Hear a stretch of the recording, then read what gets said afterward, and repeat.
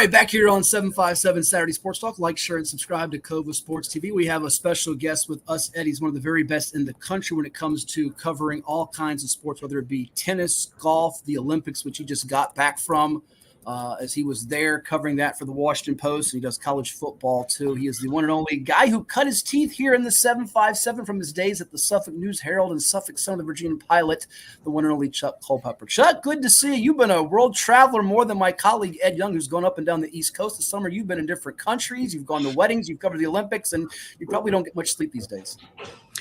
I don't know if it's good sleep, but it's enough sleep, I think. Yeah.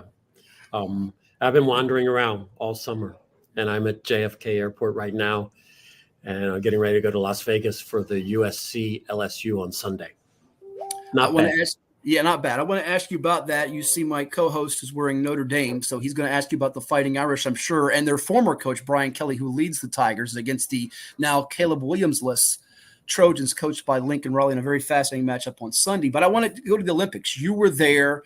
Just tell me the experience to be at the Olympics. I know you've covered other Olympics in the past, but this year, the Olympics there in Paris, everything that you covered, what kind of was most fascinating to you? We had some wonderful basketball games to finish up on the men's and women's side with USA bringing home gold. But even more than the basketball, I think the sports like track and field and other things that are not your mega sports that get the attention really shine in this type of setting. How about for you?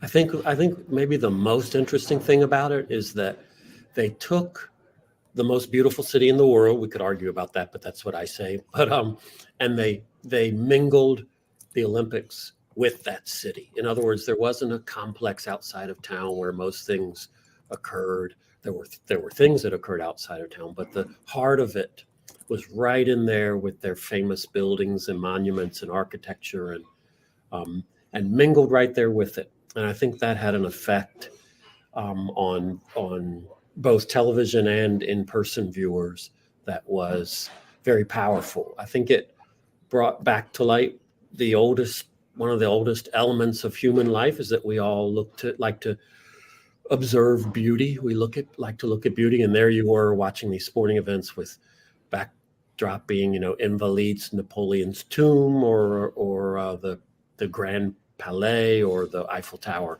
And it was powerful in a way that I didn't expect, even as I did expect that it would be a good Olympics, but it was a great one. And that's what I think separated it. Good deal. And before I let Ed jump in here now, I also have to ask you, because I saw you put up a picture on X or Twitter about the astonishing capabilities of the waiters in Paris, France. How about just some of the food places you checked out and things outside of the sporting, just the whole experience away from your coverage standpoint for you? What was it like? They got this deal, those waiters, where they pick up like a whole bunch of chairs at the same time, and because a lot of the seating out there for restaurants is outdoor. That's part of the life there. It's part of you're supposed to watch life go by and sit at your cafe with your wine, and and that's part of the essence. So there's a lot of chairs outside, and when they pick them up and bring them in, they have this sort of athletic feat that I don't understand. The one guy will have a ton of them on his back, and I caught that guy there, and I showed him the picture, and he liked it so much that he had me text it to him. But that's right there on a boulevard whose name I never can pronounce. I can spell it, but it's one of the centers of sort of early evening and late night human life where you can just sit and watch people go by for hours and hours. It's glorious. Yeah. And you can never do that if you tried 100 times. I have trouble with one chair, and that's absolutely amazing how they would do it. And Chuck, I was going to ask you, first of all, congrats on coming on, and I appreciate when I heard Suffolk Sun brought back memories. Me too. Wow. And anybody.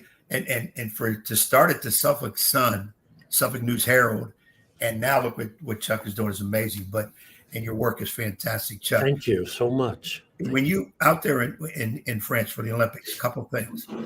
On the personal side, what was your favorite dish? Because I'm not real big in French food, but I love the French atmosphere. Probably will never be in Paris. And number one. Number two, though, what was the best event for you to cover, the one you looked forward to the most or caught your eye the most when you were there? I would say, well, as far as food, it's not my very favorite cuisine either, even though it's my favorite city. So yeah, it's a funny dynamic there, but they do. And this came up in that movie that had Meryl Streep in it, where she played Julia Child living in Paris. But they do incredible things with fish. So I had a couple of fish. I don't know if it's the rich in butter or whatever it is, but that's what stands out the most, I think, from this particular time. And then as far as events go, I think what maybe struck me the most is the Algerian boxer with the big controversy going on about gender, and certainly it was one of the big things talked about at the Olympics. But my job in that case was to go to Algerians. Many of them live in France. It's the largest diaspora in France, and of course, it's French. France once took it back in a certain point of history. So that's the background of that. But I didn't really know how strongly Algerians would support her, given that she's was controversial and was kind of an outlier in ways. And they just, to talk to them about it was very powerful, because I was there the night they had the boxing at Roland Garros, and she was in the semifinals, and they got behind her in a way that was, it really struck me as very powerful and very emotional, and it told us a lot about sort of the meaning of being a nation set against when maybe you see that people from other nations are attacking one of your own. Yeah, really good stuff there. Chuck, let's dive into college football now, because it's here. It was here last week with the game in Ireland that saw Georgia Tech upset Florida State. And there was not a lot of marquee games last week. You had Nevada almost as a 4-touchdown dog beat SMU, and you had some scares the last couple of nights with an NC State game against Western Carolina, and in Colorado with Deion Sanders, who remains a big story nationally, against North Dakota State. They eked it out. But just the whole landscape right now. We know about NIL and the transfer portal. And the big thing that I want to hit on, and Ed can probably follow up here, is the playoff now with 12 teams. And we've seen this on our level and it's statewide with high school sports in our state, where they've expanded playoffs. Years ago, you were 8-2, 9-1, you wouldn't make it in the playoffs. In college football, you lose that first game, you're done. What's your feeling on the playoff? Do you like it, the 12-team format? Does it diminish some of the regular seasons? Put more spotlight on it. What's your feeling on how this is going to change just the whole feel of the sport as we begin things with a lot of marquee matchups today, with that, of course, high noon showdown Eastern with Georgia, Clemson, and of course the one you're seeing tomorrow with LSU, USC, among others? I find the 12 to be just right. I think I would have found the 8 to be just right also, which is kind of, you can't say both of them are just right, I guess, but the 12, I do like that idea of those first 4 games that will feed into the next games. I think it's just right for determining a champion. I do wonder about how many games these teams are going to play, and whether, the wear and tear is going to be considerable. I know it's going to be considerable. How much is it going to weigh on the season? Are we going to get to January 20th now? January 20th, when the final game will be in Atlanta, and what's going to be left? And how much is it going to be an issue that somebody got hurt along the way? So I worry about it in that regard.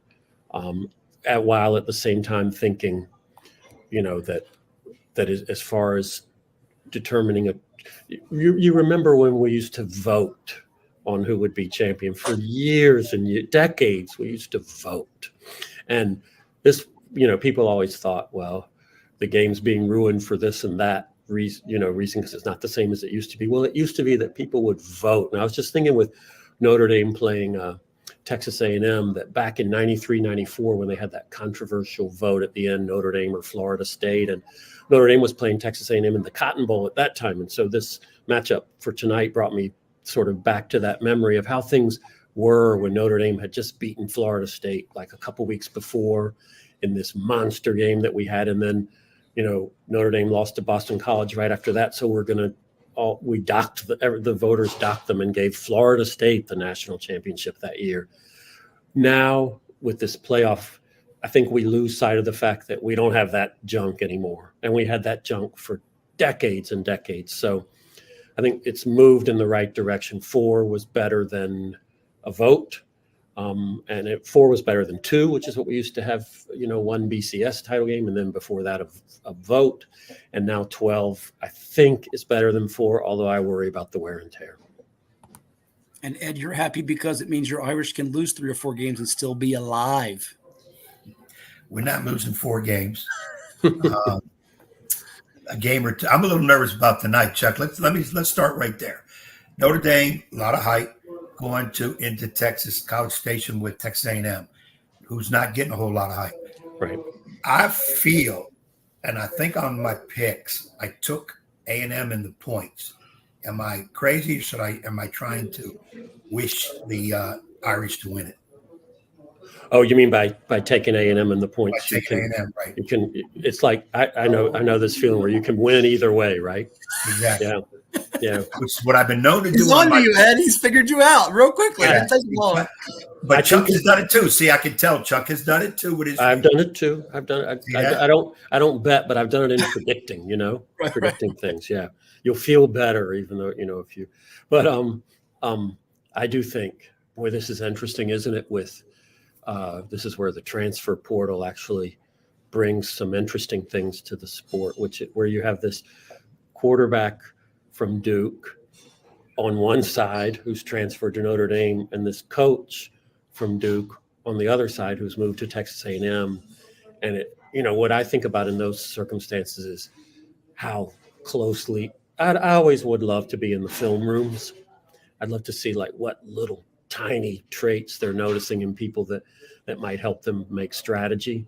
So you figure if you coached a guy at quarterback, now you're against him, maybe you know a few things that are really, really intricate. I don't know if that's true, but I've always been fascinated by what must be going on in there. So that's, to me, one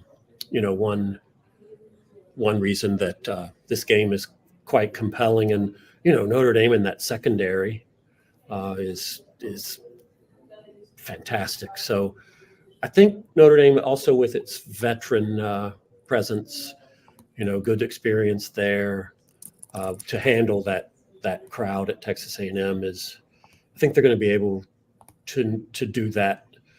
I don't know if they'll win, but I think they're going to be able to. I do think they're going to win, and I do expect them to handle the crowd pretty well. There you go, Ed. Good start for the Irish, Chuck says. And you look at the schedule, there's a couple of games that could be tricky, but you never know. You guys could just rise up to the top 5 by, say, mid-October. Well, and my other point is that is and you guys kind of alluded to it a few seconds ago, Chuck, in the past, if you lost early, first game or two, it could be deadly for you for the playoffs. Yeah. But if you were going to lose, it would be better to lose early than to lose that one game late. Yes. I think with the 12, it takes that away for the most part because some of the slots are already going to be given by certain champions and whatever, leagues and whatever. I still feel you're going to see an abundance of SEC teams and probably or Big Ten. Mm-hmm. It seems to be the feeling that any at-large berths and the way they set it up was like that those in the know are figuring, well, we're going to have to get number 4 from the SEC. We can't give number 2 from the AC in there. Your feelings about that? Well, I think that's right. And I do think one thing the committee, I think the committees have been terrific. I really do. And I know that's not what you hear normally, but I think the best thing about them has been they've done something that used to frustrate me even when I was a child, how people didn't take into consideration very much whom you had played, the schedule strength. It seemed like, just your record, if it was spotless, then you got consideration for the national championship. That was long ago. Now, I think the committee, even when I'm trying to think of, there's a year, the Ohio State, Michigan, 2 years back, Michigan wins the game. It's their game, which is always, of course, the last game of the regular season, but Ohio State still gets included in the playoff over body of work and whom it had beaten. So I think that idea of a slip up in the season costing you dramatically. Another one I can think of is TCU some years ago. That might have been the same year, yeah, when they lost the Big 12 title game, but still got into the playoff and then all the way to the final. So I think that idea of the slip up costing you dramatically is diminished somewhat, and but I still think it leaves room for this sport to have the best regular season among sports, which it always has for that reason, because all the game, each game in the chain matters so much. But I still think there's room for that, even within this new construct of maybe letting in a 2 or maybe even a 3-loss team that wins a conference into this 12-team group. A few minutes with the fine columnist for the Washington Post, Chuck Culpepper. Read his work online, WashingtonPost.com. Go pick yourself a paper up as well here on Cova Sports TV at 757 Saturday Sports Talk. Like and share. Plus, subscribe to our YouTube channel. We're also on Facebook, IG, Twitter, or X as they call it, all over the web as well. Chuck, 2-layered question for you, sort of a two-part here. The first one is, and you're in the business of storytelling. So as you go to Las Vegas for LSU, USC, a matchup we don't see very often, very compelling in a lot of ways. I mentioned earlier, no Caleb Williams, Lincoln Riley trying to get over the hump. He didn't quite do it at Oklahoma. He was close. LSU, Brian Kelly, this is a big year for him coming from Notre Dame. Which to you is the bigger story, win or lose? And I know this is what you think about this going in and as you write your column after a game. LSU win, LSU loss, USC win, USC loss, and then to follow that up, aside from the playoff, aside from the off-the-field stuff, NIL transfer portal, what about teams, players? You know, Michigan's got a new head coach now. Harbaugh's not there anymore. Alabama's got a new head coach. Saban's not there anymore. What are some of the storylines you'll be following most closely as we go from August into September and then October? Well, I think I believe LSU winning and USC losing would be the loudest story. One thing I think that doesn't get talked about enough is how really, really good Brian Kelly is. Some of the other stories about like how he's gone from one place to another, often in controversial ways, gets more attention a lot of times. But I remember I called up his first quarterback way back from I believe his Central Michigan days, and just talking about, he said, I expect him to succeed at every stage he enters because of how extremely detailed he is. And that, I think if LSU were to win this game, it would kind of set them on a path to be, considered way up there even with the tough SEC schedule, for playoff consideration already. And, I think the sport's often really colorful when they're really good. So that's part of it. And then if USC were to lose, it would kind of be noisy there too, with how it's gotten over the last few years and how those honeymoons, as we used to call them, have gotten shorter. And I love the element in this game of two quarterbacks both replacing Heisman Trophy winners. Caleb Williams off to the Bears, Jaden Daniels off to the Commanders, and I believe both these backup quarterbacks won their bowl games last year in impressive fashion. So that gave momentum going into this. So I'm really excited about the matchup in that way. And as far as which I think we're all just going to look at Alabama all season. We're going to just look at what's happening there. And it's almost as if like topography itself got changed in Tuscaloosa with who's not going to be standing over there on the sideline, throwing down headphones once in a while. I'm not saying he did it often, but ranting on occasion, and look over there with that worried look. And we're not going to see that anymore. And I think I'm going in 2 weeks to their game at Wisconsin. And I think Kalen DeBoer had, no matter what they pay you, a lot of guts to take that job, and a lot of confidence, a lot of, very appealing confidence to take that job. So I think that's where even though Harbaugh left and Moore is at Michigan, and of course they've got Texas next week in Ann Arbor.